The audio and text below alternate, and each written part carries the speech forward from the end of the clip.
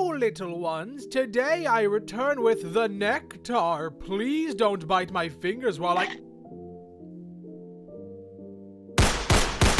Hello everyone and welcome to a quick little video. So I've seen roughly 4 to 5 episodes of the new anime Needy Girl Overdose. While attending Anime Boston, I was given the chance to watch the series premiere a day early, and this is my reaction. I'll do a quick little recap for those who are unfamiliar with the game, so for those of you who are just interested in hearing about the anime, here's a timestamp now, knock yourself out. Needy Girl Overdose is a new anime based off the video game of the same name. Wait, never mind. They changed the name for some reason. Why they do that, whatever, doesn't matter. Now, I haven't played the game myself, but here is my buddy Parker, who is the biggest fan of the game, currently living within this state or something. So Needy Girl Overdose is essentially a business sim where the business is your girlfriend's Twitch channel. You need to moderate her chat, you need to manage her social media, you need to plan her day for her, and she's constantly texting you, and if you do not respond to her texts, she breaks up with you. She's very needy. Now, depending on how you treat her, how many drugs you feed her,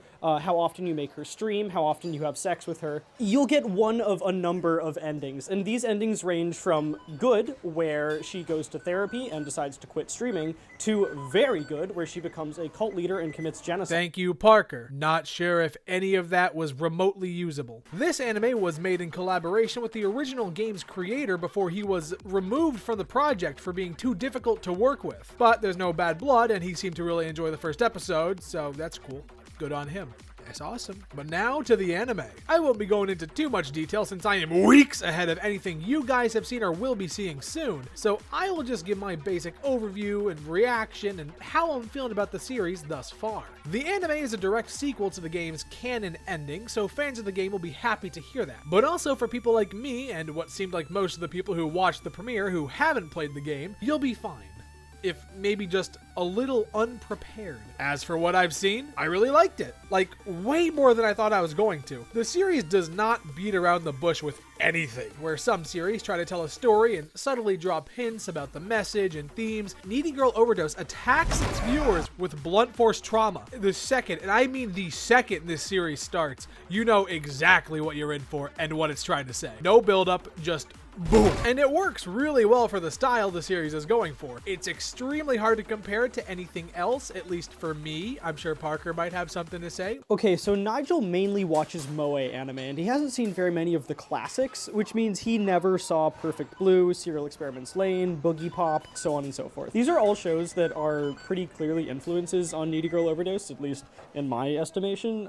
Perfect Blue and Me Me Me get actual visual callouts in the episodes, and Serial Experiments Lain and Penguin Drum, of all things, are actually referenced in the official art book for the game. So this is really one of those shows that wears its influences right on its sleeve, and if you are not familiar with those influences, they're going to fly right over your head. I think that in terms of theming, I'd say this is pretty close to an evil take on Sara Zanmai.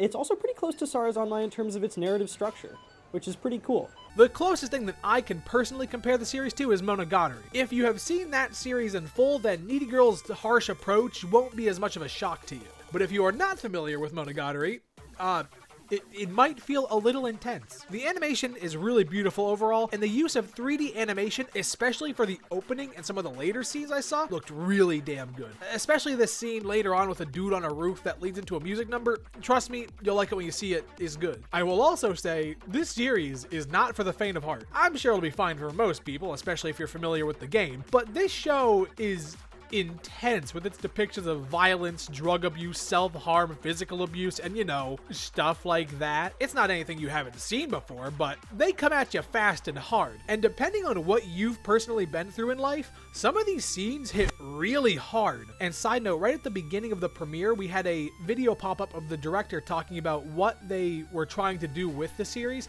And one of the things he said was they really wanted it to feel relatable, where they wanted you to see yourself in the character at some point. Of course, not all the time, because it's kind of crazy, but there should be some points when you're like, damn, that's literally me. I also really like some of the anime original characters they've added.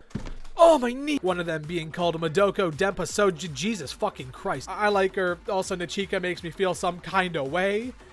Whew. Again, I don't want to say too much because I do not want to spoil anything, but I will say the opening sequence on the space train fucking slaps. So if Nigel would ever get off his ass and watch anything other than Girls in Panzer, he would know that this train fight is pretty clearly influenced by Hiroyuki Imaishi's use of CGI.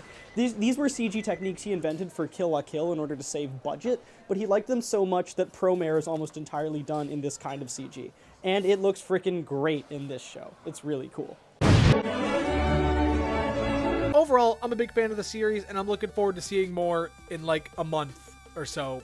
Fuck. I really recommend this anime. It's good, it's weird, but it's like a good weird, you know? It's good. If you're a fan of Monogatari or similar series, definitely give it a look. I do hope the series is able to stick the landing, because it definitely couldn't. I could definitely see this show botching the landing, but I'm really hoping it doesn't. I like it. But if you've seen episode 1 or how many out now are, But if you've seen episode 1 or any of the other ones, let me know what you think down in the comments. I'm very curious to see what most people are thinking, because myself and pretty much everyone I watched the premiere with seemed to really fuck with it, so that's a good sign. But also, we're psychopaths, and I've seen all of Monogatari, which roughly translates to my opinion does not matter on most things. Anyway, thank you guys so much for watching the video. See you again real soon. Leave a comment if there's an anime or manga or a video game even you want me to take a look at. I'll maybe make a video on it. It'll be cool. I stream semi-regularly. Come give it a look. Say hi. Goodbye, everyone. That's about all I gotta say.